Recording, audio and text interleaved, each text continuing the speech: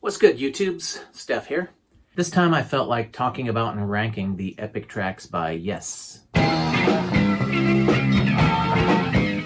So Yes has long been a favorite band of mine. I got into them when I was about 14. The only rock band that I'd been into longer was Pink Floyd, which my dad had put me onto, playing tapes of Wish You Were Here and Dark Side of the Moon and metal. And I particularly liked the tracks, going back to Yes, I particularly liked the tracks that took up the entire side of an LP, or most of a side in the case of Awaken. So I'm going to list all of the epic tracks by Yes, ranking them from my least to most favorite. Full disclosure, I had all the classic albums from the self-titled debut through Drama, including the live albums Yes Songs and Yes Shows, and the anthology albums Yesterdays and Classic Yes, as well as 90125. I kind of stopped following the band after The Big Generator, but one day in the late 90s I was in a Fry's and I found the first Keys to Ascension album. I saw that it was a recent live album with the lineup including Steve Howe and Rick Wakeman, and that there were 2 brand new long-running studio tracks on it. So of course I bought it, and it's one of the band's best live performances that I've heard. I mean, the recording of America is almost worth the purchase price by itself. But I was underwhelmed by the new studio material. I guess I'm kind of tipping my hand here as to how a certain track is going to rank. I picked up Keys to Ascension 2 for the rest of the live material, but I found the studio portion of that release middling as well. I never made any effort to hear any new Yes after that. I pretty much stopped after 90125. Moving on to the epics. It's possible, even likely, that your definition of epic is not my definition of epic, is not her definition of epic, is not their definition of epic, and it may also be broken and you're going to have to pay for it. For the purpose of this exercise, I decided that to be considered an epic, a track must have a minimum playing time of 15 minutes. There are 10 titled Yes tracks that meet that requirement.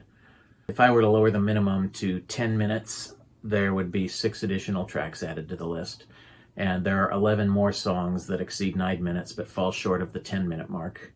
I was going to consider what if I made the minimum 12 minutes, but as it turns out, there are actually no Yes tracks that fall between 12 and 15 minutes long.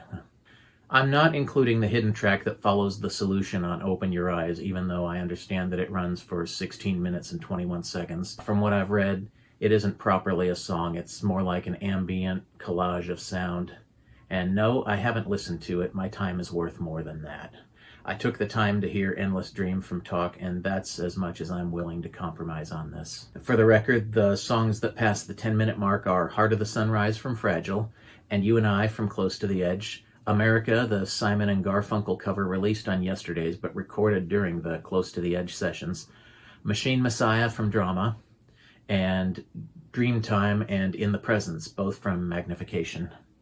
The ones that came close but didn't quite make it are Yours Is No Disgrace and Starship Trooper from the Yes album, Sound Chaser and To Be Over from Relayer, Be the One and Footprints from the Keys to Ascension albums or Key Studio, Homeworld and New Language from the latter, Subway Walls from Heaven and Earth, All Connected from Mirror to the Sky, and The Gift of Love, which is a Fly From Here outtake. All right, so how do I rank the 10 songs that exceed 15 minutes? The 10 Yes epics. Starting down the list at the very bottom, I have That Is from Keys to Ascension.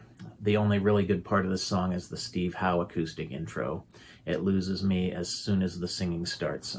Part of what I love so much about Yes is John Anderson's abstract word salad lyrics. But here we have a story about 2 young women strung out on drugs in the ghetto. We have a gang war and a dead baby. It's almost as bad as the instrumental component is pedestrian and dull. I remember saying at the time, when Yes is writing boring music and lyrics that mean something, they've lost their way. At least Keys is a great live album. Number 9, The Ancient from Tales from Topographic Oceans. Good Lord, this one stinks. Apart from the Leaves of Green section in the back half, I mean, you can't really go wrong with Steve Howe playing acoustic, but the rest of this track is just disposable. Number 8, Mind Drive from Keys to Ascension 2. This is probably the best of the long tracks on Keys to Ascension, but that's not saying much. It's a by-the-numbers Yes epic, pretty formulaic, extruded Yes product. It's a Yes song that an AI would write. It's passable, but far from great.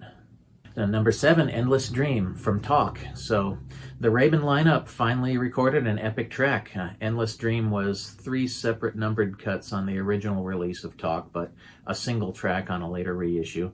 I'm impressed by this one because this is the band that wasn't supposed to be Yes. It started out under the name Cinema. It's actually not that much better than Mind Drive, but considering that this band isn't really Yes by my reckoning, they get points for putting out a very Yes-like epic track. I might even give the rest of the Talk album a listen. Number 6, Ritual. This seems to be everyone's favorite side from Topographic Oceans, but I don't care for it all that much, and the long percussion section in the middle doesn't help. Obviously, I'll get to the rest of the album up list, so that's all I have to say about this track. Number 5, Awaken, from Going for the One.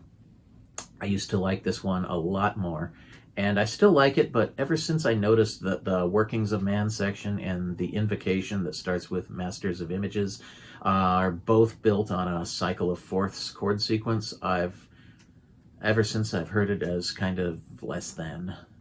No, I should just get over it, but it still kind of bugs me. It's still a good song, and the live version on Keys to Ascension just absolutely knocks. Number 4, The Revealing Science of God. I know Tales from Topographic Oceans is a divisive album among Yes fans, but overall I like it a lot, and obviously I have much more regard for the first half, and this is one of my favorite Yes tracks on any album. Number 3, from the same album, The Remembering. Most Yes fans who like this album seem to share my low opinion of The Ancient, but they also seem to disdain this track as well. I get the criticism that there are passages that seem like they should be building to a great big exciting jam, but they just kind of segue into another low energy part. That's a fair point, but I'm won over by the songwriting and the composition here. Number 2, it's Close to the Edge. I know, shocker. Everyone knows this should be the number 1 spot. Well, it only misses by a tiny little bit. This was my first Yes album, and I played it several times a day back in '83 when I first got it, but as good as it is, I just like the top track that much more.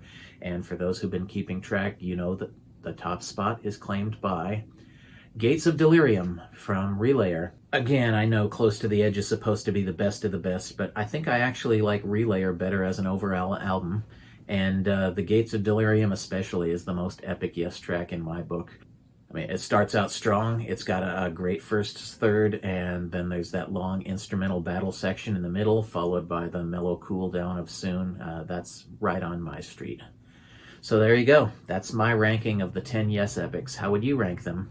Let me know in the comments. Also, please subscribe and click the notification bell. They don't cost anything. I'll be back again this weekend with a reaction, and next week with another ranking or review. Steph out. Peace.